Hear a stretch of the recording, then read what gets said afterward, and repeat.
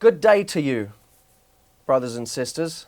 This is Love Life with Matthew Hussey. Today we are talking about the booty call. Now, I know that many people try and cover up times when they go for a booty call because they're somewhat ashamed of it. And the question I'm posing today is, to what extent should we be ashamed of the booty call?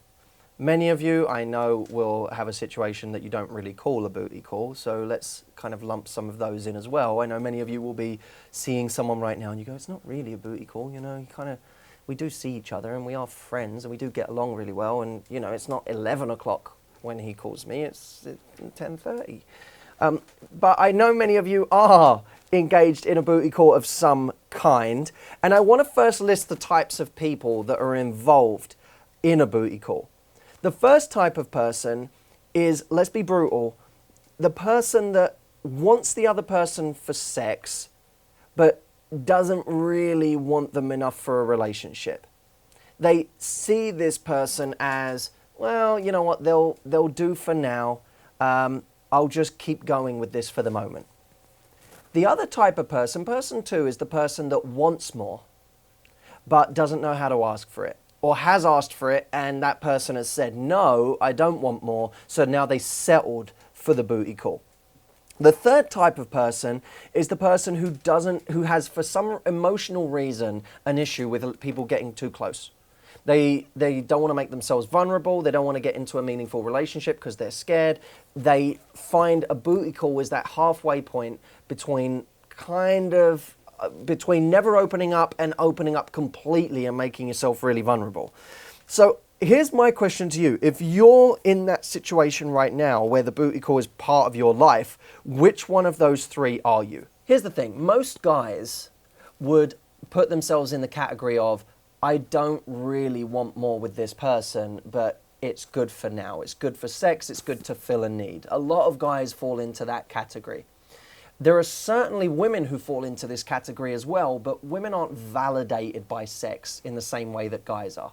Women can, you know, when people talk about, well, men and women are the same with sex, it's absolutely not true. When was the last time you heard a woman go, you'll never guess how many guys I've slept with this week? Right? Women don't do that sort of thing because they don't validate themselves on sex, whereas a guy might talk to his friends about how many women he slept with that week. He might actually get validation from that. So men and women aren't the same here. Many women settle for the booty call because the guy doesn't want a relationship and they settle for any form of connection rather than having no connection. So they find themselves going over there, engaging, being intimate, and then waking up and feeling kind of used the next day. They may even kid themselves about what it really is. Here's my view on this. For a guy, the shame on him is if he's leading her down the garden path, making her believe that it's becoming a relationship when it's really not. That to me is the sinister part of that. When a guy is honest, when a guy says, I do not want a relationship, then I think the shame is on the woman, right? Because that's on her now. It's her responsibility to now decide as an adult what she wants. If he's told you categorically he doesn't want a relationship, then that's on you at that point. No one can if we get into the territory of saying guys should take responsibility for that and they shouldn't be calling you up at that time, we get into a very patronizing territory towards women, I think. I believe we get to a point where we start thinking that women aren't grown up enough to make their own decisions. It's a crazy place to be. Women, you know, when a guy tells you something, the best thing you can do is pay attention. When he says he doesn't want a relationship, when he says he doesn't really see it going anywhere, that's not a cue for you to try harder. That's not a cue for you to go over there when he does call you because it's on his terms and because he's kind of lonely that night. That's not the cue that gives you. The cue it should give you is, if you want more and he's telling you he can't give it to you, get out. Move on. Find someone else. It's crazy.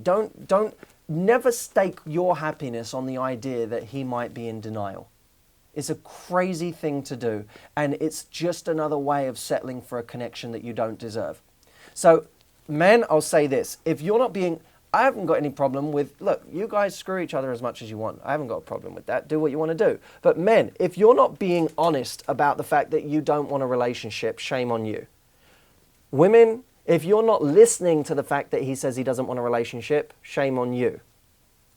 We have to be adult enough to either go and have fun with someone in a casual way, knowing what it is, or to actually have the guts to go out there and get what we really want. But here's what we mustn't do. Men, you can't plead ignorance if you were never honest in the first place.